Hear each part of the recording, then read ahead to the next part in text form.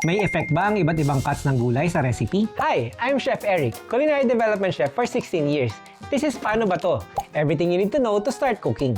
So different cuts of vegetables will deliver you different flavor. So for garlic, if you mince your garlic really well, kahit konti lang yung amount, it will give you a lot of flavor. We will cut our onion into strips. Now this cut ng onion, as compared to chop or slice, holds more of the texture of the onion. Next is bell pepper. In this particular recipe, kailangan nating strips because we're making pancit canton. So we want with every twirl of your fork or every pick up of your chopstick, sumama lahat ng pieces na naka-strips. Let's do our carrot. You're gonna buy carrots, best to have the stem on kasi it keeps the carrot fresher.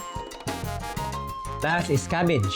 When you buy cabbage, the heavier it is, the better. Mas mabigat, mas fresh yung cabbage. Kaya natin hiniwa ng relatively big pieces para hindi masyadong ma-overcook. How to prepare calamansi. Never slice the calamansi from the center. Pag tinamaan mo yung buto, yun yung mapakla o yun yung mapait. Yung strips na pag-cut natin sa carrot, sa bell peppers, more surface area, mas mabilis lumabas yung flavor without losing the texture. Kasi if you mince it naman, you will lose the texture kahit maraming flavor. Different cuts for different textures.